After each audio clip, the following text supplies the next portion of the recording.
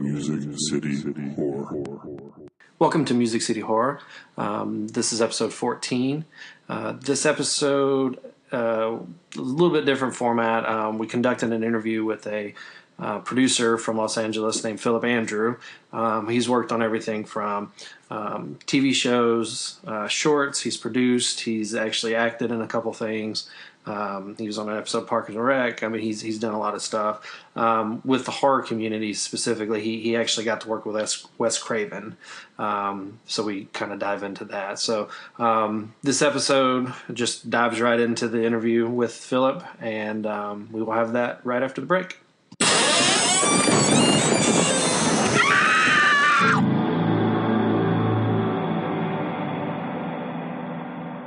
All right, so thanks for joining us today. We have a special guest with us. We're doing a little interview with. He's made his name primarily as a producer, but as we'll get into this, he's done a lot of things, including acting. And he's had some, had his feet in the waters of horror. So we just we got acquainted. I don't even know how we started talking. I think you might have emailed us, or anyways, and we've just been chatting. So we finally got a chance to set up a time. So we're happy to I think I slid in the DM. Yeah, I think that's what the kids are saying. Yeah. Gee, that's how I get it, Yeah, you're up in all the cool kid lingo now, right? Yeah. Slid in the DM. But we have with us tonight producer Phillip Andrew. Thank you for joining us tonight. Hey, thank you guys so much for having me. I really appreciate you letting me come on and talk. I always love talking about horror, and it's such a fun. I think the people that love horror, we're such an amazing core group of fans. I think it's amazing just the loyalty that people have for the genre, and I'm really excited to kind of. To dive in. I'm struggling with my words because I'm so excited right now, guys. I don't know how it's gonna turn out. Well, piggybacking off of that statement, what was your reaction to the Oscars with the Get Out winning screenplay and Shape of Water, best picture? You know what? So I took second place at my company. We did the picks. And I got 21. I was 21 on 24. Nice. And I came in second place. But I lost. So I was pumped. I mean, don't give me credit. I actually just went onto like Variety and Deadline, and I went on and I saw what all their picks were, and I just kind of piggybacked them. But I wanted Get Out. I really wanted Get Out to get the picture, and I think it's so awesome to see. Like, that movie was so good. It was so entertaining. It had the elements you wanted. You want to be able to laugh. You want to be scared. You want to be confused. You want to know, you want there to be the twists. And I think coming from a first-time director with Peele, who obviously everyone just assumes is a comedy guy, I think it was just amazing. I think it's really fantastic to see that movie and to see that it's done so well and gotten the respect that it has. And I love the movie. If it would have won Best Picture, I would have been the number one in the company, and I would have probably got a $50 iTunes gift card. But instead, so close. But instead, I got one of those little. They gave me a little trophy, like the little plastic trophies, and I got a 3.5-foot Teenage Mutant Ninja Turtles pencil. And I don't know how they chose the prize. Wow. I don't know how that they might chose be the best prize. It was. I was about to say that it seems like a good consolation prize. It was amazing, and cupcakes. Everybody loves cupcakes. I mean, this prize is sounding better and better. I mean, That's so awesome. Yeah, it was. We've talked about it in previous shows how people keep talking about the resurgence of horror, and for like you were saying, the people that are diehards, it's never gone away. You know what I mean? It's never. Yeah, it's so important. I mean, and I can speak on both sides. I was a kid that grew up and Chucky ruined my life. I hated that damn, like I couldn't watch it. Yes. And I hated, oh my God, like, and I still don't really like it. Like if Chucky comes on the screen, it still freaks me out. And I don't know what it is. I don't, it just messes with me, right? So Chucky, my parents all know, like, you want to mess with me. They used to say that when I was acting up. They were like, we're going to get Chucky. It was terrible. It was bad parenting. Don't do that to your kids. But so I actually grew up, I was terrified of clowns. I was terrified of it.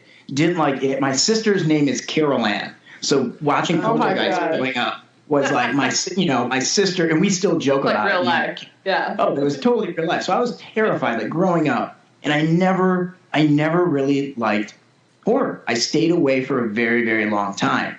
And then it really wasn't until, I started, I'm originally from Metro Detroit, and then moved out to Los Angeles to work in entertainment. And, you get out here and you start working in things. And I had the opportunity, I'm jumping ahead a little bit, but I had the opportunity to work with, the master Wes Craven on a project that we were developing. And it was like, I remember we were doing the casting process and bringing it. The idea behind the show was that we would bring in horror film directors that were basically, it was almost kind of like, I hate to call it this, but it was like Project Runway for horror film directors. It would be an opportunity for them to come in and kind of compete against each other, but they would work together but still compete against each other to make these original scripts and in these short form, content. And I remember going through the process of casting people and bringing in a lot of these directors and all from here in Los Angeles. And, the question that we would ask everyone was, so what is your favorite scary movie, right? Mm-hmm. And you get a lot of the, a lot of the old school ones, right? Like, the originals. A lot of people have a lot of, love towards Jaws, or they have love towards, Carrie, Night of the Living Dead, like some of these early ones that were such pioneer, films. But then for some of the people that were kind of more on the new school, I was amazed how often The Conjuring was coming up. Mm-hmm. This was a few years ago. Interesting. So many film directors were like, The Conjuring, The Conjuring, The Conjuring, The Conjuring. And I'm like, all right, like I got to do, like I'm a producer. I'm not the biggest dude into horror, but like let me dive in and watch this movie. And I can be honest, that movie got me back into horror. And I'm sure there's certain fans that are like, they might love it or they might hate it. But that film, getting back into it, I think it shifted my thinking of horror from, always like, the blood, the guts, or, oh my God, I'm going to throw up watching Children of the Corn or whatever it is. Mm-hmm. But then to actually sit and watch that movie by myself and be so genuinely affected by it, and like have, I think I've built such a appreciation for sound design and for the sound effect, and just like, that feeling you get when you just feel it all over every inch of your skin and your head. It's just like, there's those moments where like, there's not a lot of genres you get to do that in, That's like, so true. So true. I don't watch a romantic comedy and be like, oh my God, my whole body is shaking. My heart is pounding right now. I wonder if they're going to kiss at the end. Like, what I'm saying? Right. Yes, exactly. So, but to have that in our genre is so powerful and so awesome. Yeah. Yeah.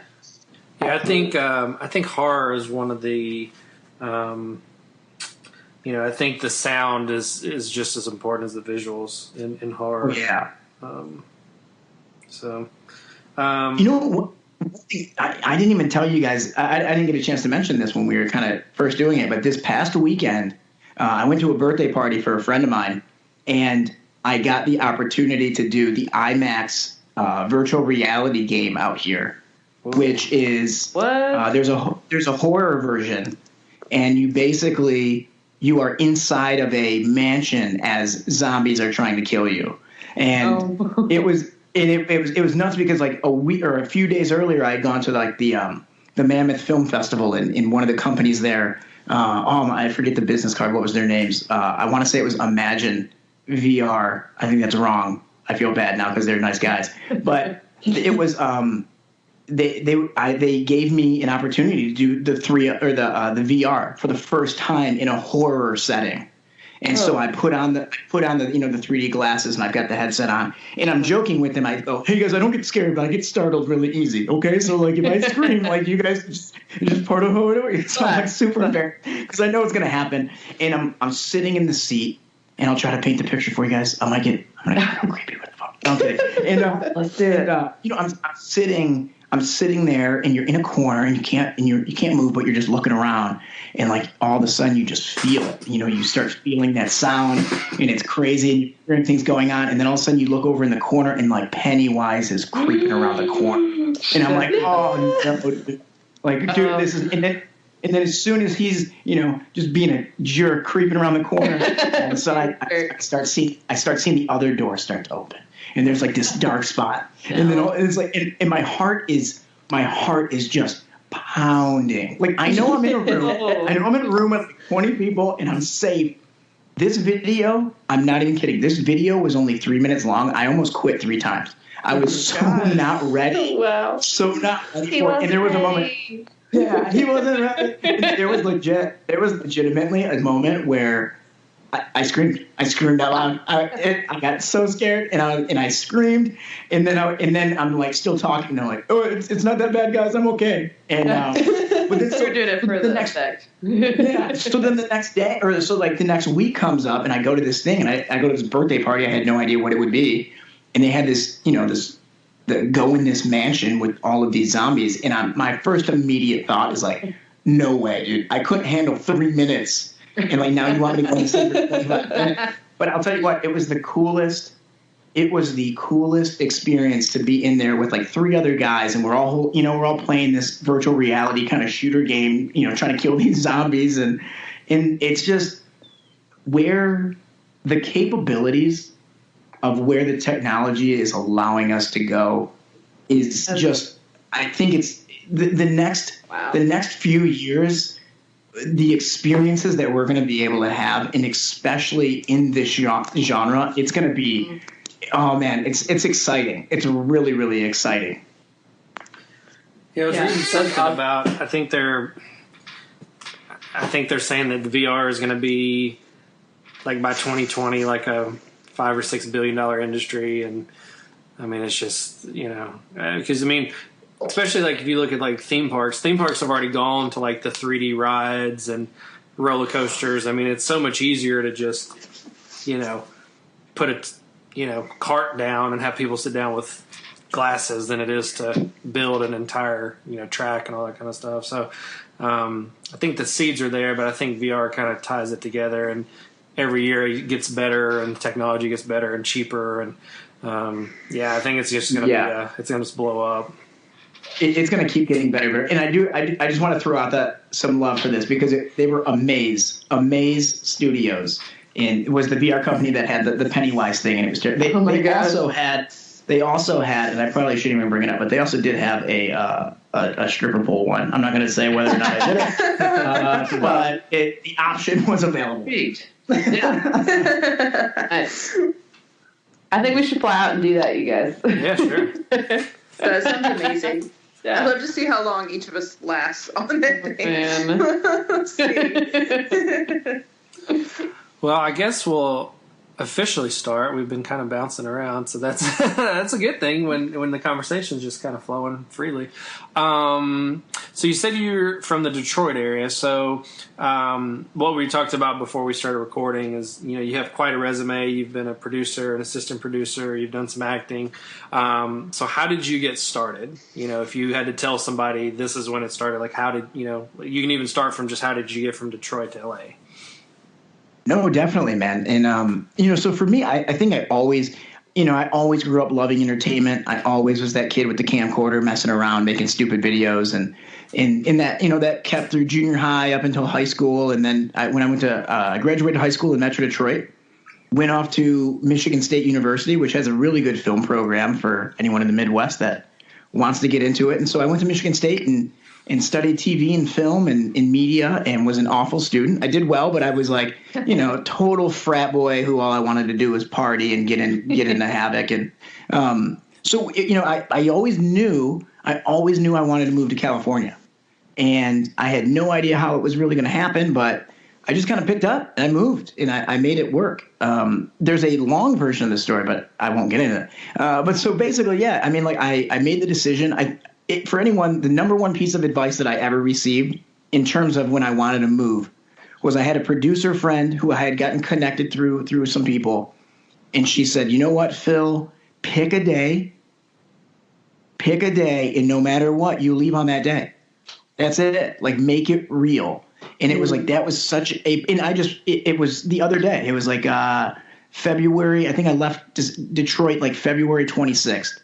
And so I just passed over my 9-year anniversary of living here in Los Angeles. And, I got here. I had no idea what I was really going to get into. And, you kind of start doing anything. I've been a DJ since I was 17. You want to talk about a lot of random things. But so I've been a DJ since I was 17. So I get out to California and I start, I'm just going door to door at production companies, walking into production companies and saying, hey, I want to work. I'm just this kid. I don't know what I'm doing, but hey, I'll work hard. And so I would do that, and I'd go to these production companies, and I ended up getting a job at a vitamin shop selling protein, and then I got a job at PacSun, Pacific Sunwear, and then I'm doing extra work, just because you kind of, you fall into LA and you start getting into extra work, and I'm DJing. And so I had this moment where I'm like freaking out because I'm like, here I am. I got my 4-year degree from Michigan State University. I get out to California and I'm selling old women Metamucil and I'm folding little kids' board shorts. Like, what is going on with my life? This isn't what it was supposed to look like. And then I get out here, but it was, so I actually, one of the first things I ever did was I was an extra on Parks and Recreation. So you can actually find me in the pilot episode. It's like, not that I know it specifically, but I think it's, a minute and 23 seconds into the show. And and you'll see me for like half a second talking with Amy Poehler with a Speedo on, as a lifeguard. And, and that was my moment. I had arrived, right? I was officially awesome, and but I acting was never really the goal. Like, I've always loved creating. But I think those early years of being in LA, you're just excited. You're just excited to be around, and I'm sure you guys can relate, being where you guys are at. And for me, being from the Midwest, being from Detroit and feeling so far away from Hollywood at times and where it was happening. And I remember growing up totally being just loving everything and that idea of California. Oh, California. Right. We grow up with that idea. And so I think it was once I got out here, it was like, I want to do everything. I want to DJ. I want to produce. I want to get into doing all these different things. And so, yeah, when I ended up getting into, so the way I got my first job is crazy. So I'm doing all this work. I'm, going door to door to all these production companies. I'm doing all these jobs. None of it's working. And I'm going to the gym and I'm going to play basketball every day. And like, that's my whole cycle. And I'm going. It's right in the middle of the writer's strike, like back in 2009. And then all of a sudden I'm having a good game playing basketball. And I'm kind of making this dude mad that I'm playing against because I'm having a good game. And we start going back and forth, battling back and forth. And then we ended up talking after the game. He was a Midwest guy. He was getting ready to, as soon as he got promoted, he needed to find somebody to take his place. And he brought me to a job interview, and we ended up I got the job, and I started working on a show called Undercover Boss on CBS. And, he is now, still the guy he's a close friend of mine. We just finished working on a Netflix project together. And it's just crazy, you never know how how things are going to work out. And all you can really do is just keep constantly putting yourself out there. Because I always say, if it wouldn't have been him, and if I wouldn't have met him playing basketball, I would have met somebody at the gym, or I would have met somebody at one of those companies that I walked into. Or, it's like when you want it bad enough, if you want to move somewhere bad enough, if you want to get a new job bad enough, whatever you want to do, there's a way that you can make it happen if you want it bad enough. If you want it to be easy, then like stay home. But if you want it to be, if it's something that you're really passionate about and you want, you can make it happen. And so like that's kind of always been my thing. And then so I started working in TV, and then I came across I was doing like the extra stuff and just messing around kind of on some of the acting blogs, and I found out about a casting call for a meathead douchebag. Wait a minute. Awesome. And for any of you guys if you're listening and you want to see, you can catch me on all the social media stuff at Phillip Andrew LA. I'm sure there'll be a link to it, but at Phillip Andrew LA. I'm not a meathead as much anymore, but I used to be. I worked at vitamin shop. I was crushing protein all the time. I was pretty big, and so I go in for this audition, and for this young 19-year-old producer named James Cohen Bressek, who was doing this movie called My Pure Joy, and it was like his first movie, and he needed a guy to be the meathead kind of douchey guy. And, I guess I fit the bill, and or there was nobody else that came in, whichever it was. And, I ended up that was a movie that I did, and it was a horror film. And I ended up, becoming really good friends with James. And we did another short film called Untimely or Unmimely Demise, which was about a killer mime back from the dead.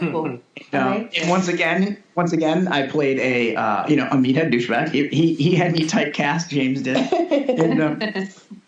but it was a cool. I think it's one of those when you want to be in something and you want to be around it, you don't really care what you're doing, whether you're acting or whether you're holding lights or whether you're holding, you're doing audio, or you just want to.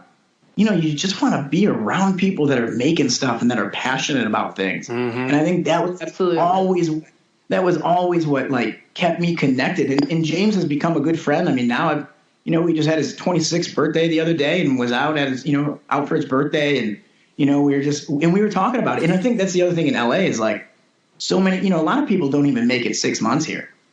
Yeah, totally. So to know someone for, 6 years, 7 years. I mean, that's like the OG. Like you've been friends. Like it feels like I've known him forever. And to just see like all the success that he's had, and if anyone doesn't, not familiar with him, and I'm not name dropping. He's a good buddy, and I actually mentioned to him I might do this, and I was gonna try to use his name to sound more cooler than I am. And but no, I think it's just that thing. You get involved in this community. And you meet people that are just passionate about the genre and that are passionate about making things. And it's not always about, how are we going to sell it and who's going to see it? And it's just like, let's make something cool that we're having a good time doing. And I think when you're around people like that, it's just it's exciting. It really amps you up to see people that are just passionate to do something because they know they want to do it, not because of what it's going to eventually lead to, or, where's this one moment going to take my career, or what is this going to be? And just be like, no, let's just have some, hit record and see what happens. And, and that's what it was. That was really what it was. Plus James was always writing nudity parts. So it was always crazy to be on set. Oh, yeah. Tell us about that. Oh man, I did a scene in my Pure Joy where it was like the post hookup scene, and we were tied to chairs, and luckily I got my shorts on, or I got my basketball shorts on, and I got a tank top. I'm really I'm filling out the douchey attire. I think I had a gold chain. I think it was like so stereotypical. It was amazing. And but the girl across from me is completely naked, and covered in blood. And we sat across from each other, tied to chairs for 6 hours. That's supposed to be like surreal. Like, what is even my job right now? What am I doing? There's these moments, and the craziest thing is there's these moments, like you legitimately, and I'm sure anyone that has worked in any career where people are around a lot of nudity, you legitimately forget. Like it honestly becomes a thing where you're just like, oh, hey, what, okay, what, well, you get over it because the shock value's gone, whatever. I shouldn't even tell this story, but I remember like, you like pound it with somebody, like you like, when like you walk by and you're like, oh, what up, man? You put your fist out, you pound it, whatever. And so we're sitting far enough from each other, but close enough to where our feet can kind of touch. Right. And so like, we're joking around, and I think we're like, we'd been in this basement for a while, and we're, cold. And we're like, it's cold. We're getting poured water on our heads and all types of stuff. It's like a torture kill scene. And And I remember we're getting ready to like go for another take. And I'm like, hey, are you ready? And I look over and I go, hey, you ready? And she goes, yeah, I'm ready. I go, all right, let's do this. And I lift my foot up to like high five her with the foot. Like you did. It's like, hey, we're connect. Like, let's do this. Like, I got your back. Like, let's. And she just looks at me like, yo, homie, I'm completely naked. I'm not lifting my foot. I'm not high-fiving you. I'm not high-fiving. I'm completely naked. And it was just so ridiculous. And like looking back on it, like, I think I was, I don't know, 23, 22, 23 or 24 when we did that. And it's like, I remember my stepmom saw it when it came out, and they were all excited to see this movie. So, oh my God, she's an amazing woman who's so sweet and caring, and it is not her genre. And it was like, I'm sure they like sped through the movie to see my scene, and then they just like, my dad doesn't care. My dad's a retired police chief. He was like, oh, it was hilarious. It was great times. Good stuff. Love it. And then, my stepmother's in the corner, like shaking, like, oh my God, what happened? She's thinking, what happened to my baby? That damn California. Damn California took my son. Good title. That's a good title for something. Yeah. It is. California stole my. Yeah. It was You guys don't have. You just make me feel bad. You could say it's bad. I hear it. I can hear it in your voices. I just James was on Twitter, and he did a little like an Ask Me Anything. So I just asked him. I said, hey, we're interviewing Phillip Andrew. Do you have any dirt on him? So he hasn't replied yet, but oh no, I should text him right now. Oh, that's hilarious. So he's doing it right now? He did it like 54 minutes ago, so I might have missed it when but yeah, but. Oh no way! That's hilarious, man. Yeah, that's pretty funny. I was hoping you'd give a quick answer while you were talking about him, and then guess what James just said about you? So so funny. We still have time. He's a great dude, and what happens. I will say, like, I feel like I've experienced that so much in this world, in the genre, is just people are so, everyone wants to work together and not in a way of like, there's other times in entertainment, and not to bash entertainment. Like, there's a lot of amazing people that work in entertainment, and but there are other people that you can feel like, oh, they want to work with you if it's going to like boost their career. They want to, they're always looking at like where we're going, which obviously you got to be ambitious, and ambition is okay. But there's also something to be said about just working on projects because you want to be in the room with those people and want to be working on stuff with those people. And I feel like I experience that so much more when I talk with people that are in horror and thrillers and suspense in a way that they just really want to tell. They all want to win together. It's like everyone wants to, everyone wants to just be a part of the winning team and celebrate other people's successes. And, the questions are always funny. Like a girl at James's party the other day, she walks up and she goes, she's super drunk. She was so hammered. And she walks out, she looks and she goes, Sal, how many times has James killed you in a movie? You're like, well, all right. She's like, I want him to kill me. I want James to kill me in a movie. Like, all right, like I think let's pump the brakes a little bit, sweetheart. Let's make sure you get home first, okay? Yeah. It's just funny the conversations you have, and it's always that. Like, oh, so how'd you die in your last? How'd you die in your last film? What's the worst you've ever been murdered? And you're like, only in horror do these conversations all normal conversations. So wonderful. So having experience in front of the camera and behind the camera, which do you prefer and why? Ooh, good one. I love being behind the camera. I am much better at being me than I am at being anybody else. I have no illusions or disillusions about my acting abilities. They were not fantastic. They were not good. I am good at being me. And so I really enjoy being behind the scenes and working with the crew and making shows happen. And I've been very lucky to work on such a wide, weird range of shows, everything from crime shows to, I've worked on shows, like Total Divas on the E Network with the WWE wrestlers, to, I've worked on like fitness shows with, I stopped myself from name dropping because it's not cool. But it was like, so I've just worked on so many various shows that I feel very lucky to have been on. And it's like, that's how I look at it, is like, there's such a weird, like, there'd be no way that I would be able to have access to all of these different worlds in other careers.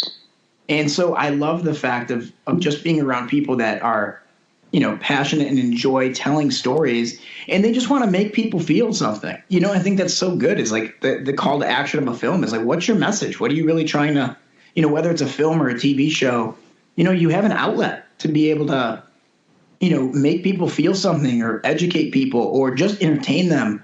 And I think to be behind the scenes and to see it all happen, and, I think so much of the process, it's so overwhelming at every step. Like, you walk into pre-production, or if anyone's ever been, a writer, and you start writing because you have a great idea and you're killing it. You got 5 pages and 10 pages and 15 pages and you're stoked. And then you realize, like, oh man, I just put all this work in and I still have so much more work to do. And it's overwhelming. It's so overwhelming. And so many people stop right there. They get, there's so many people that have, the first 25 pages of a script or an idea on a note card or something, and they don't follow through because they get overwhelmed, right? It feels so big. But I think, and that happens at every stage of the game. I've sat down in front of, I'll sit down in front of the edit bay, and I'm like, whoa, I've got 35 hours of footage, and I don't even know where to begin on this. Like, what do I even do? Like, and you get overwhelmed, and you immediately feel like the kid who was sleeping in class got called on, and you don't know the answer, and everyone's staring at you, and you're like, right. What do I do? I do something right now. Yeah. And I think that's what's amazing, because then you fight through the resistance, and you end up on the other end, and you go, wow, like, we made this. Like, we completed this thing, like, and people watched it and they enjoyed it, and we had a great time doing it. And so I love being behind the scenes. I get enough of, I speak, I do a lot of speaking and coaching. I help people get better on in front of the camera, as well as I speak with high school kids and in colleges around the country, and either as career development and leadership skills, or just kind of motivational things. And so I get enough of the, I hate to call it ego, because that's not all acting is, but I get enough of the, like, oh, you're seeing my face, that I don't need it when I go to 9 to 5 and I'm just trying to make a really cool project. Yeah. Unless someone is listening and you want to hire me, hey, whatever. I'm always down. Always down for whatever. I love that you mentioned, like, working through challenges. Which do you find more challenging? Television, movies, or maybe even like coaching and motivating might also be challenging too? Sure. I can honestly say, as much as I wish I could pawn myself off as an expert in scripted, I am by no means an expert in film or scripted. Primarily, a lot of my background has always been in reality television and digital content and documentary series. So I can only kind of speak to that. I think there's, one thing that I will say, and it changes even inside of scripted, right? Like, when you're a writer, if you're writing your screenplay, you're by yourself. You are in a room, by yourself. Now, sure, there's other shows or things that you can get into where you've got a writing team, which I think is so important to have an accountability team that you can really work with and rely on when you're, surrounding yourself with people that are going to be supportive of you is one of the best things you can ever do for yourself for your goals, for anything moving forward. But I think that's what it is there's so, at least in TV, there's a lot of times where, like, you might be having a bad day, but hopefully 16 other people are not.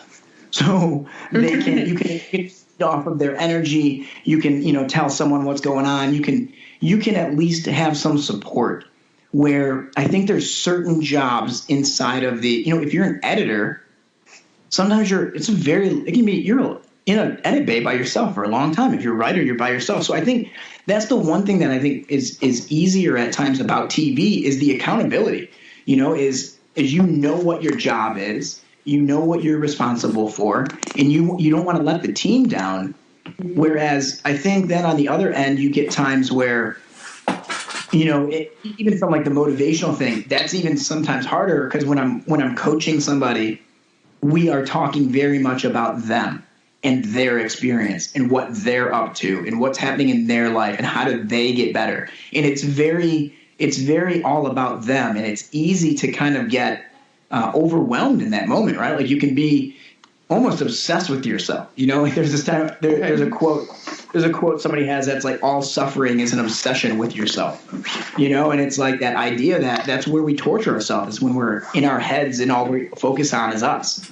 So I think that's one thing that is a difficulty when you're working on a project by yourself is finding how do you light that fire? How do you really motivate and how do you push through? And I think sometimes it is like having people that you can hold yourself accountable to and also being accountable to others. I think that's such a massive thing that's really helpful, like setting real plans, like or goals. Even, that first thing of, hey, pick your day and you move on that day. Pick the day that you need your first rough draft done by. Pick a day. And sit down and make sure that you're working, and then have a plan. You want your first script. All right, you've never written a script before, but you want to write a script. And it might take you 6 months, and you got 100 pages you want done in 6 months. Awesome. Start backtracking. So that means at month 5, with 1 month left, you need to almost be done. So with 2 months left, you need to be at 80 pages. You set these benchmarks so that you have an accurate understanding of like, where am I at? Am I moving? Am I on pace? How do I keep doing? You don't write 100 pages in one night. And so I think it's sometimes we get like the goals that we have can start to seem so big and we get overwhelmed. But the truth is you just break it down to the simplest thing. And like, what is the next one step that I need to do to work towards that? I know I kind of like jumped off and took a Tony Robbins moment there instead of just answering the question. I hope somebody appreciated it. Yeah, that's great advice. You're giving me life lessons right now. And then I'm like, I need to go finish something. Or I know. I'm setting goals as we speak. This week, I gotta get work on my stuff. Right? Yeah, it was awesome. when you sent over your I don't want to call it your resume, but your big bibliography or whatever you want to call it. And I saw that you'd done some stuff on the Divas show. I was upset that the other Kayla couldn't be here because me and her are both big wrestling fans, and we're we're going to WrestleMania next month. And yes, yeah, that's awesome. And she's what's the big fight for that one? Unfortunately, it's going to be Roman Reigns against Brock Lesnar. Okay, and it's they did it in 2015. And then Roman Reigns has been the headliner like 3 years in a row. So this is his 4th WrestleMania in a row. Dude, you sound so bummed. You're like, already. We're going on this amazing trip. Right? You're like, I'm so pumped for WrestleMania. But he's, damn. Right? Yeah. You're like, I feel you though, man. I completely feel you. I have my dad back in Michigan. He watches religiously, and so he's always getting me caught up on what's happening. And we always laugh because I've ended up working on a handful of wrestling projects. And I worked on a show called Broken Skull Ranch, and I worked on a show. Yeah, I worked on that. Steve Austin, right? Yeah, and that was a really cool. That was a fun show. I helped cast that show, and I was a production assistant on.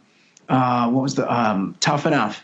Yeah. Tough Enough when they did its reboot for, I think it was for USA. They did the reboot for, and I did that, and then I did the Total Diva show, and then I worked on a development project with Jeff Jarrett a few years ago, which is Global Force Wrestling was the new brand that he was trying to launch, and and it's just funny because, I grew up in wrestling. I mean, I'm 32, grew up in those 90s when like it was like the heyday. Like it was amazing. When you had Stone Cold, he was fantastic. Obviously I love The Rock, man. Like The Rock is my one guy that like if you were like, Phil, you can hang out with anyone, who would it like? The Rock. No, hands down. Like I feel like The Rock would make me. And there's actors that I'm like, oh, it'd be fun to kick it with like like Matthew McConaughey or someone like that. But I feel like if I hung out with The Rock for a day, I would have enough motivation for like a year. Like I feel like he's such an awesome right? dude. And him and Arnold, him and Arnold Schwarzenegger. But it was, I think it's just we grew up in such a great time for wrestling. There were so many amazing wrestlers, and man, it was fun. It was so cool and I felt like it was something where you went to school the next day and talked about it with friends. Mm-hmm. Like you went, and I feel like there was a moment like everyone that was playing football, every single person knew who won the match last night. We were so into it. It was cool, man. It was a really fun time. Yeah, it was pretty weird. I went to my first like live show ever like 2 years ago, and like my cousin actually wrestled in Memphis. He actually wrestled with Jeff Jarrett. Like he was one of those Memphis guys, like him and Jerry Lawler and all that stuff. And so I mean, I've been closely associated with it my whole life, but I've never really gone. And I won tickets off a radio station, which I never win. I have terrible luck. And I was shocked. About 10 years ago, the WWE moved into what they call the PG era, and they're pretty much like Disney World now. I mean, they have like cartoons with like the wrestlers with Scooby Doo and the Flintstones and the Jetsons, and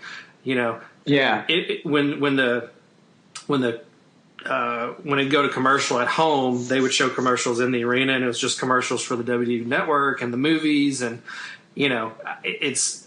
I mean, they're one of the biggest entertainment companies in town now. You know what I mean? It's not a. Oh man, yeah. The fights are just a side note nowadays. I mean, it's really they don't do blood anymore. I mean, there's still some storylines, but not like in the '90s where the Undertaker's kidnapping Stephanie and marrying her and joining the cult. I mean, nothing like that. I remember I feel like there was probably like 6 or 7 years there. Where I think every single birthday I had from like the time I was like 6 until like 11, my birthday party was, we're going to a live wrestling show. Like wrestling was huge. Like there were so many little local wrestling promotions in Metro Detroit. And so, we would go to these shows all the time. And, I didn't even really understand as a little kid, but like now looking back, like these dudes, like we would go to these shows and these guys would straight up jump off of 20, 25, 30-foot barriers so that they could make $25 that night. Like these dudes were so into it. I'll never forget. We were at this one show in River Rouge, Michigan, where the ring didn't show up. So they rolled out all the wrestling mats, and we're going to have the wrestling on like high school wrestling mats. And then the state ended up saying they couldn't do it, and they broke it up. And we were at one show at Lincoln Park. I'm dropping all these like cities where I grew up, but one time we were in Lincoln Park, Michigan, and a wrestler named Too Cool Scorpio was wrestling Sabu.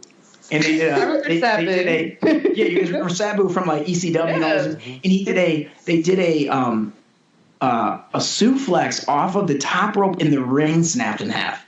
Like it was insane. And oh my gosh. And then we had one time they were doing like a thumbtack match. And these dudes are just getting they are beating the crap out of each other for pennies, right? And it's hard. I think it was in Ecorse, Michigan, and they're just beating each other up. And then all of a sudden, this guy that's just getting like, they're kicking the crap out of this dude, like real blood. It's insane. All of a sudden, the dude's mom comes out of the audience and starts hitting the other wrestlers with her cane. She's like old. She's like 75, 80, and she's screaming like, "Stop hurting him! Stop!" And they had to like turn around, and like all the wrestlers kind of stopped, and they're like, "Miss, blah blah blah, like it's okay." And he turned around. He's like, "Mom, I'm fine." Like it was the craziest, because these were all just local guys. They were all local dudes from Southwest Detroit, that were just they just loved the thing. I don't know. I think it's just so cool. Like I think that's what's awesome is. I guess my whole message tonight is like find people that like to do the stuff you like to do and do the stuff you want to do. Like it's that simple sometimes. And you don't always have to make it about something. Like these guys were just they loved wrestling. For people that love horror, they just do it because they genuinely love it. And it's how you want to live your life. Just doing cool stuff with cool people that you like. And I don't know what else you really need. Yeah. I don't know what else you really need other than that. And then if you can find a way to make money from that, that's just like then it's amazing. Yeah. Then it's the icing on the cake. Well, and then the problem is not being jaded and being angry at your but that's a whole different other. I'll take that day. I will take that day, glad. Well, I mean, we could obviously talk about wrestling all day. One of the big things we were going to talk about is your involvement with Wes Craven. You worked on a production with him and got to know him a little bit. So basically, we just kind of want to go through that. Tell us about the project, sure. How it came about, how you got involved. Just kind of start from there. Yeah, no, definitely. I was working at a production company called 25/7 Productions. A great guy named Dave Broom runs it, and he still does. And they got connected with Wes, and I don't know how, if it was a meeting somewhere or if agents connected them or however, but we started kind of coming up with these ideas of like, what would the show be? We want to do a show with Wes. So what does that look like? And I remember, I sat in a room with another guy. We were working in development at the time. My title was development producer. I was working with another guy who was the manager of development, and we're working. And I even remember we're out to lunch one day and we're like brainstorming ideas of like, okay, a show with Wes Craven, what would that show look like? And I remember stopping for a minute and being like, can we just talk about how rad this is?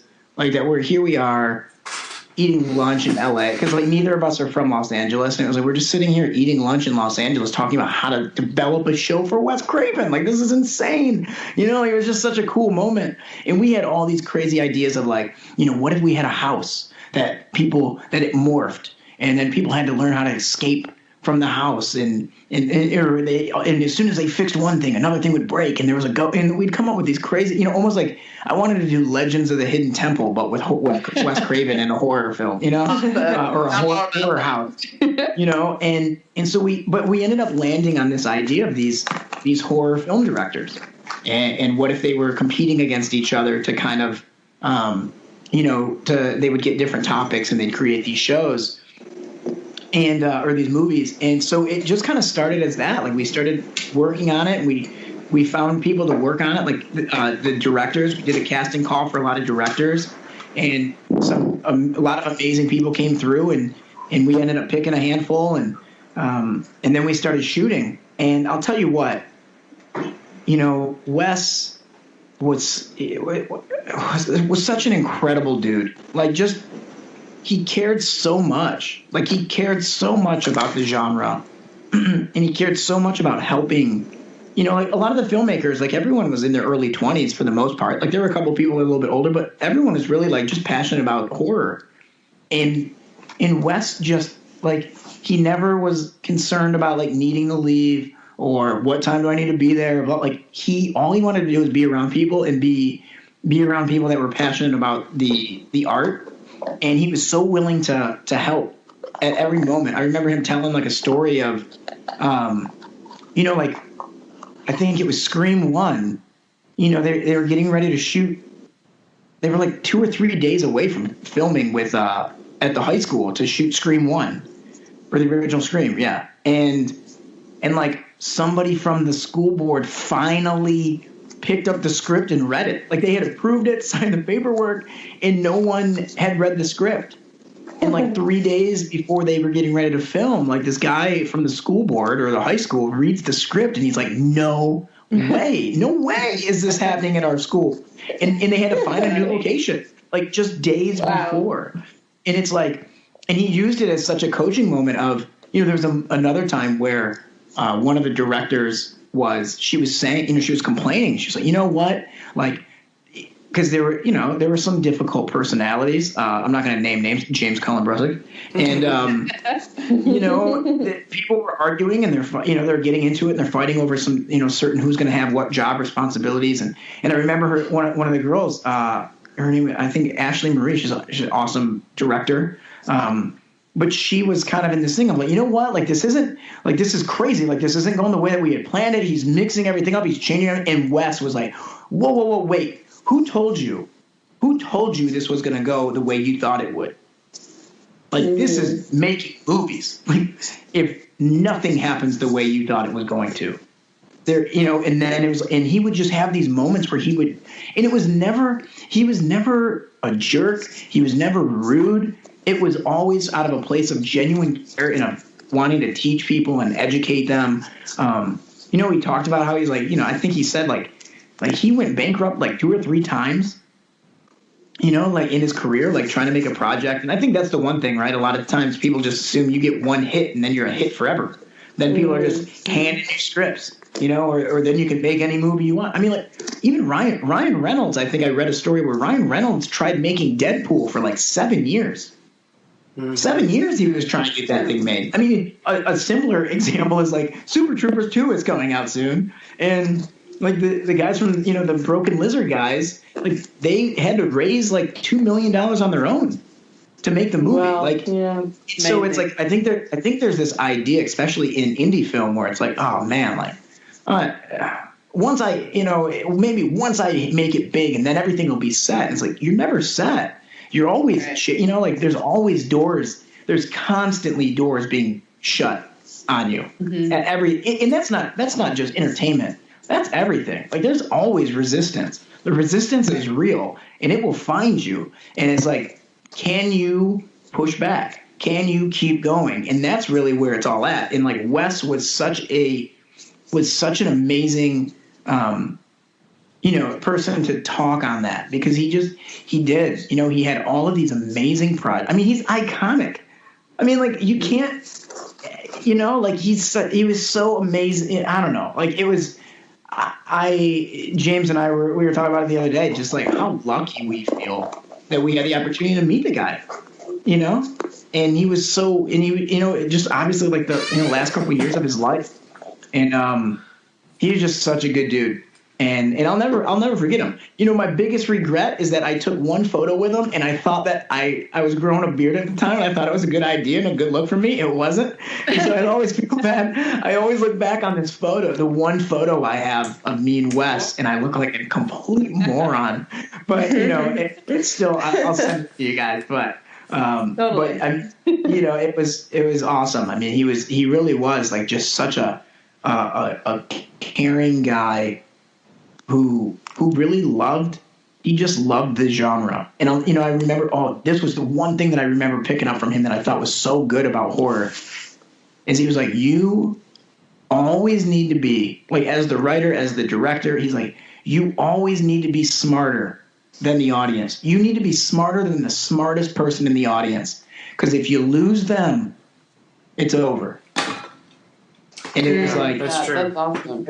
If you lose the smartest person in the room, and that's why you see, that's why every movie these days, there has, like, somebody's cell phone goes off, right? You have to be in an area where there's no cell service because there's shit. I mean, you look back to movies from the 80s, like every problem could be solved with an iPhone.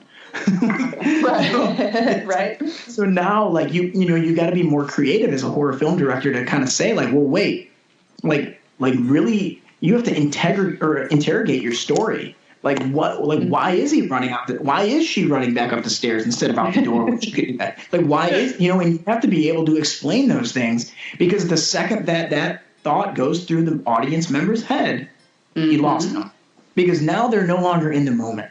They're no longer in that real fear, in that real moment where they're there. Now they're thinking like, oh, I wonder why I wonder why she did that when she could have did this. Oh, I guess now I see why they said that. And that's not where we want people to be. We don't want them analyzing the script structure or, like we just want them to be lost in the world.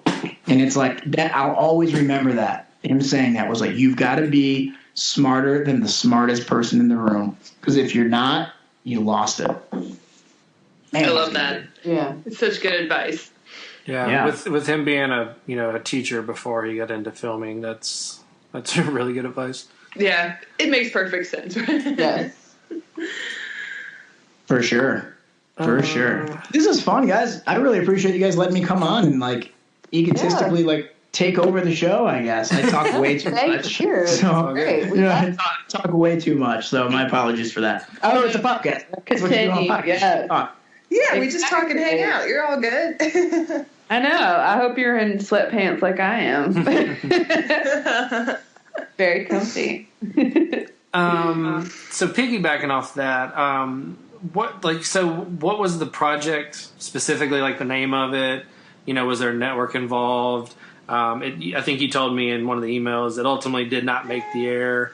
Can you kind of give us maybe a behind the scenes of what happened with that? Was it a budget reason? Was it just, didn't fit the schedule at the time? Like anything like that?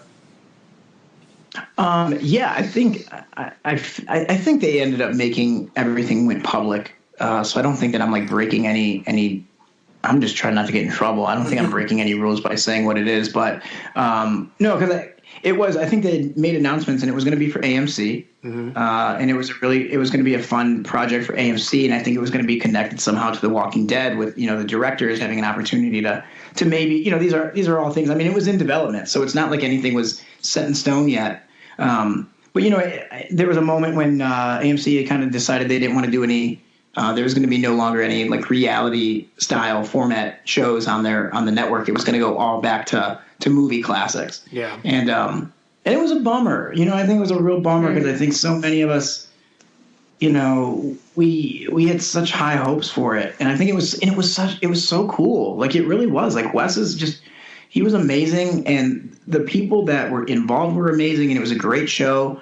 And I think, it was just one of those things. It's, a lot of times that happens, like just timing. The industry isn't ready for the project. I think that happens sometimes. Like it's just, bad timing. And that was really all that it was. Like I wish it was a more exciting story or something happened, but that's what it was. It really was something where they just kind of made the decision that they didn't want to, that style of programming wasn't necessarily where they were at. They kind of wanted to move away from reality. And so it ended up not coming to, ever being aired or whatnot. But, the one thing I'll say that's really cool is I'm still in contact with I think there were 9 contestants that started. And I'm in contact with all 9 of them still. And they're out there hustling and grinding and making films. It was I think sometimes, it is that moment where people they think that like we talked earlier, like that one moment's going to come and it was, oh, this is my break. Like I got to make this happen. This is my break. It's like, it's not your only one shot. Things happen all the time where, you think it's going to be your moment. You think this was it. And then if it fails, all right, cool. It wasn't your, if you still believe in it, just keep going, don't stop for it. And so that was kind of it. Like I'm happy to see all of these directors that keep pushing forward and keep trying to make new movies and try to just chasing the passion, which I think is rad. I don't know if that kind of answered the story. Like I said, there wasn't really anything other than just kind of like the timing of the industry was off. Yeah, yeah, and I thought it was odd. I don't remember how I heard about AMC, kind of going away from the reality stuff. But I mean, from an industry standpoint, generally reality shows are cheaper, right, than, an average episode of Walking Dead, for example. Oh yeah, totally. I mean, reality it's definitely, I mean, that's the big draw of it for a while was it was, it was more inexpensive to make. Mm-hmm. People were, it was new. I think that was another awesome thing about, reality was it was a new way of telling story. And Yeah, I mean, it was a new thing, and it also, like I said, I mean, when I came out to LA in '09, we were right in the middle of the writer's strike. Mm-hmm. So when the writer's strike went down, it was like, well, what do? We still have, the internet, digital wasn't really thriving the way it is now. So it was still that idea of, a network still needed to cover, it still needed to have 24 hours of footage a day. It's not like now where, like, whether or not, if you have a YouTube channel, if you've got 6 videos or 100 videos, like, people are still going to watch it whenever. Like, you don't have to cover time. There's no dead air to cover. Right. But for television, that's real. Like, dead air is a real thing. So that's why, you need to have, you can't just say, all right, hey, we're not going to air anything at 3 p.m. on a Tuesday. Like, you need to have content. And so, I mean, oh, hey, baby. Hey. That's my cat. I was going to say, is that the baby cat? It's my cat. She shows up in pretty much every podcast. She's a special guest. I love it. Yeah, she's like, who's this guy? This guy's talking way too long. Let's get out of this. But yeah, I think, reality is definitely reality is, I love it. Like, I really do. Like, I'm not a writer. So for me, like, I get to be creative, and I get to, tell stories, and I absolutely love it. Like, we're crafting story as things are going, and you're seeing what's happening, and then you're moving and you're following it, and I love it. I absolutely love the genre, which is why I've stayed in it. And yeah. I don't know what else I was going with. I got really confused I got thrown off by the cat, man. I was really excited about the cat. She does that. She's very disarming. Yeah, she's very hates, cute and rude. Yeah, she hates every human except Kayla, evidently. So. Yeah, I thought it was interesting what you were saying. I've kind of caught up on Adam Carolla recently, just because. He's doing a lot of podcasts, and we're obviously doing podcasts. But, what you're talking about with opportunities and stuff, it's what you said. I mean, you can just keep working, like if, you're on the show, it doesn't pan out, then just keep working, and you're in contact with all the contestants and they're still doing stuff. Well, with him, it's, he's also just created new opportunities too. I mean, he was on radio, and then he moved to Loveline, and then that moved to a TV show of Loveline, and then he went to the Man Show, and then they split up, and Jimmy Kimmel did his show, and then he went to a radio show and had this lush contract, and then about the time of the writer's strike, like 2008, like everyone got canned. Yeah. And I mean, he's like, now what? And that following Monday, he just, he went to...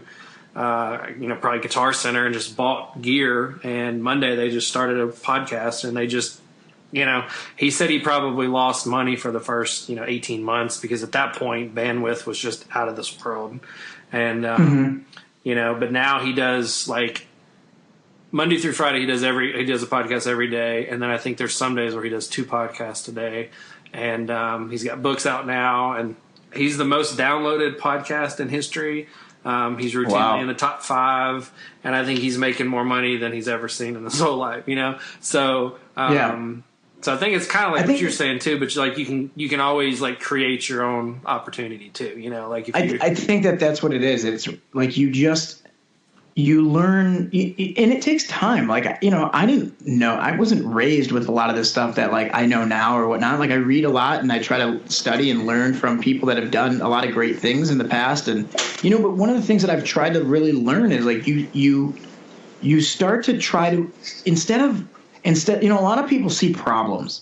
A lot of people see, the issues or what's going wrong or why it isn't working or blah, blah, blah, blah, blah. And a lot of these, it's always a lot of negative things about why it's not working out for me.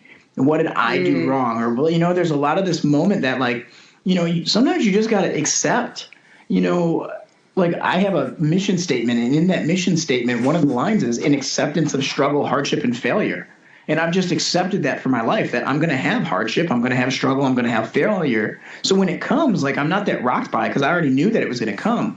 And it's like, so you just kind of get in this mindset of how do you look at every situation, and how do you like force yourself to find an opportunity and a possibility, and then look at like what resources are at your disposal. Like, what do you have right now? So it's like in any moment, regardless of what's going on, there's always an opportunity. There's always a possibility. There's always something good that can come of it. But you got to be willing, and I think that's the key. You got to be willing to like put your ego aside and say, all right, it went wrong. Cool. Like, how do I move forward? Like, what's the next thing? Like, there's got to be an opportunity here, and just putting yourself in a spot where you're always prepared. Les Brown, is a motivational speaker who I loved, and he had this quote, and it's like, it's better to be prepared for an opportunity and not have one than to have an opportunity and not be prepared. Mm-hmm. And it's like, and it seems so simple, right? Like, put it on the back of a T-shirt or something. But it's so true. Like, there's these moments where it's like you just make a choice. Will Smith says that, like, just make the choice of who you want to be and what you want to do. And it seems so when it doesn't click, it seems so cliche. You're like, oh, cool, easy for you to say, blah blah blah. But when you really start to adopt or grab a lot of this stuff. And it was like, all right, cool. Like, yeah, you lost this job. The show got canceled. All right, cool. What else is going on? Who else can I get in contact with? What can I do? I'll tell you guys this story. This was kind of cool. I was in between shows, and a buddy of mine had opened a production company down the road. And so I stopped by his production office just to check it out because it was a new office and it was close to my house. So I go in, and he's like, great office, beautiful office here in Los Angeles, and I'm checking it all out. And he made a joke about, like, oh man, we just got this new office. We got all this office space and we don't have enough people to fill it. And I go, well, dude, I'll come here and I'll work. And he's like joking around. And I was like, I'm in between gigs. Like, I need a place to work. Like, if I'm at home, I'm messing around on the guitar or on the phone, or I can't always get as motivated if I'm in my apartment. So I was like, is it cool? Can I roll through here and just like be in the environment? And he was like, yeah, I don't care. So I started going to work.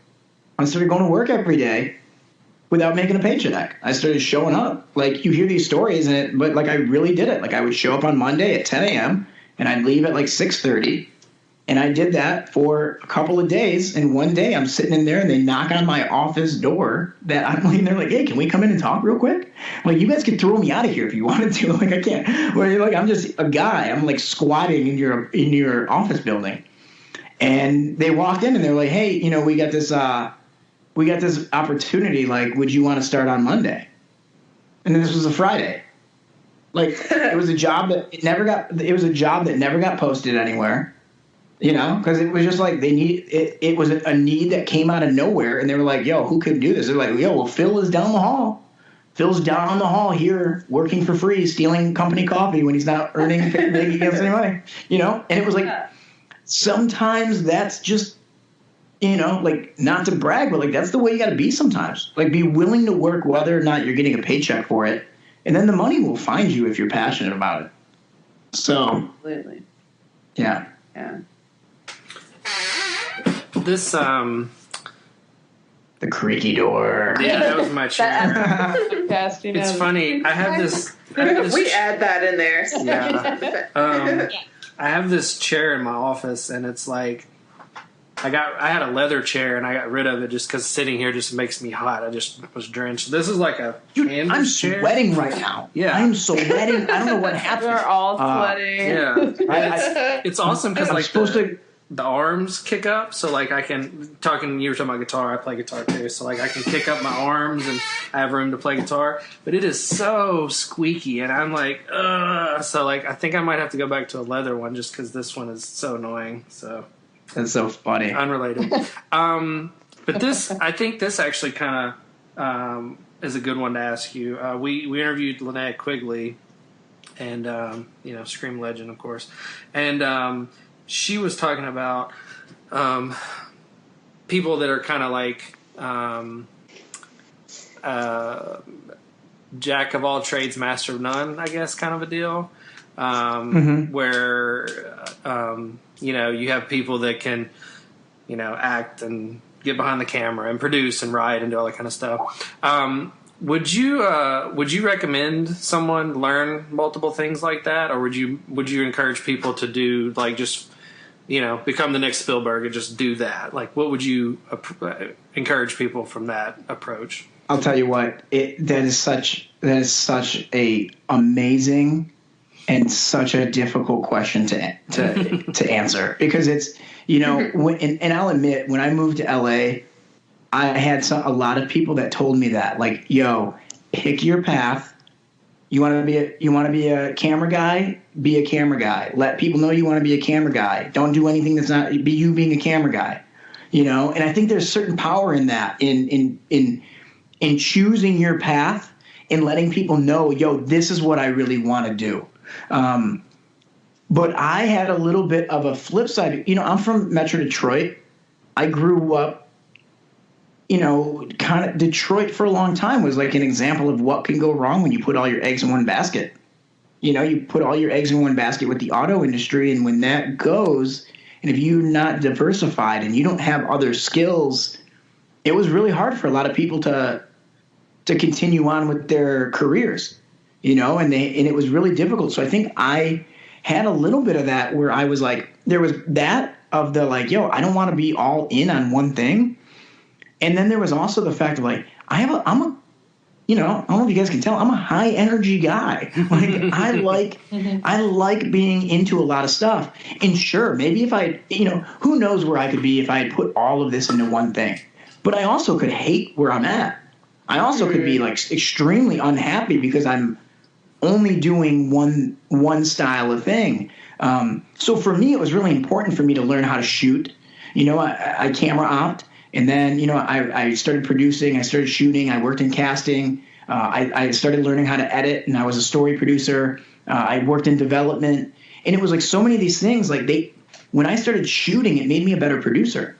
When I started casting, it made me that much better at interviews. When I started doing, doing development, I understood what it took to make a show, or I understood what it was like to create something with the end user in mind, with who's going to be the so I learned a lot from all of these things. So they were at least all still in the same arena, right? Like they were still all in entertainment. Even DJing, like I've DJ'd and I'll still do it, and it's not exactly on point, but like that gives me a fun outlet. Like I enjoy doing that, and I think that's what it comes down to. Is it you have to be cautious not to become addicted to the distraction. Mm-hmm. I think sometimes there's that. It's like, I think it's when you are going along, we've talked so much about resistance tonight, but when you're going along that path and you're like, oh, I want to do this, I want to do this, I want to do this. And then it gets hard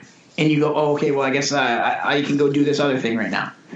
Like that's not the way to be. Like if you're not putting yourself in places that you're uncomfortable, if you are a perfectionist, who the second that you're not perfect at something, you decide you don't want to do it, like that's not gonna, like you've got to be able to go through some tough times and to go through some things and really push yourself to get better. You're not gonna be perfect. You're not gonna be great. And I think a lot of times what happens are people that are, if you're an overachiever, an A student, or you're really good in one thing, or you started getting accolades for being good at something, you like that, and then you assume that if you're bad at something else, it means it's not for you. But it's like if you love it, if you really are passionate about it, like then take the time to get good, really fight through it. So, I think it's a really difficult thing, because I do think that there's something to be said about sticking something out and not being so all over the place that you have an inability to see things through. You don't want to be so scatterbrained that you're just, you're what they call, they say, like, if you're going to dig a hole, like if you're going to dig for water, like if you're going to dig a well, you dig one well 100 feet deep. You don't build 100 1-foot holes. Like you've gotta pick certain things and go deep on them. But I love the variety as well. Like and now here's the thing. Someone might hear me and, I don't have $1 million mansion in the Hollywood Hills. And if that's what somebody is using as their barometer for success, then, take what I say with a grain of salt. Maybe I have no clue what I'm talking about, and then don't listen to me, because I don't have these, I don't have an Emmy, an Emmy award, or I don't have, some other award. But what I'll say is, like, I'm happy as hell, and I love my career, and it's awesome. And, like, to me, that's how I judge my success, is like how much I enjoy what I'm doing.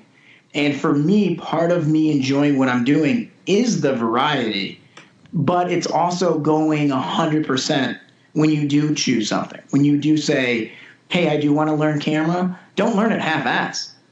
Learn it. Like, really get into it. Really give it a fighting chance to see, like, is this my path? And if it's not, that's fine. But you got to give things that fighting chance. You really got to go for it. You got to fight. You got to get to that first 25 pages. And then when you get writer's block, that's not when you quit. That's when you say, I need to finish this no matter what. You can quit after you've written the book. I learned a great lesson. My dad did this to me once. I remember being a little kid playing Little League football, and I wanted to quit football one year. I was I don't want to play anymore. And he's like, that's fine. He goes, Phillip, if you don't want to play football anymore, that's fine. But you made a commitment to this team, and you're going to finish the season. If you don't want to play next year, you don't have to play. You never have to play another season again. But you made a commitment to this. You're going to finish this. And that was such an amazing lesson for me, because it is that. When you make a decision, you got to see it through. Because there's going to be plenty of opportunities to quit and go half-ass something else. But you got to be willing, and you got to be able to see things through. I don't know. I guess it's a tough question. That's the best I can do at answering it. I hope that helps.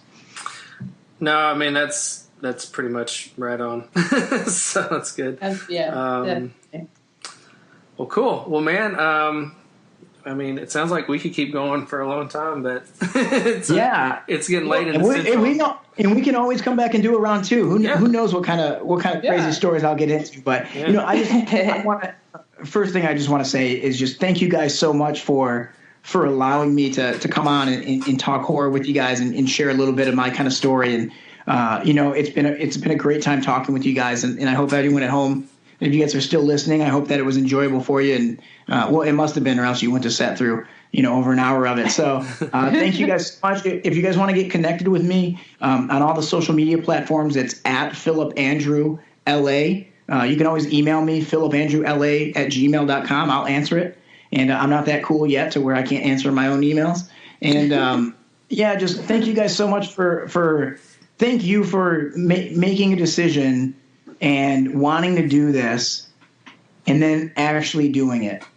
Because there's tons and tons and tons of people that wanted to start things, that wanted to start a podcast, and it started over a beer, and then they never saw it through. So thank you guys for just, taking your passion and continuing on with it and sticking with it, and, and allowing, me a platform to come and speak, and allowing your listeners to have a place to come and just hang out with other horror lovers. So thank you guys, man. You guys are awesome. Yeah, thanks, man. Yeah, thank you. It's been a pleasure. Yeah. If we get James on the show, I'll see if he can give me any dirt on you. He never answered on Twitter. So. All the James is on dirt. James is the dirty one, man. He's the dirty one. Nice. Well, thank you guys so much. I really appreciate it. You guys have a great night, and all the best. Thank you very much. Thanks, Phil. Yeah, Phillip.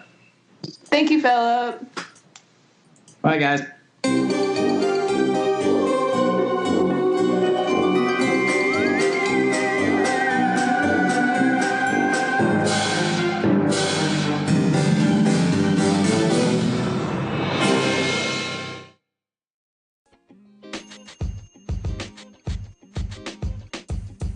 The podcast you just heard was recorded with Anchor. If you want to make your own, download the Android or iOS app completely free from anchor.fm/podcast. That's anchor.fm/podcast.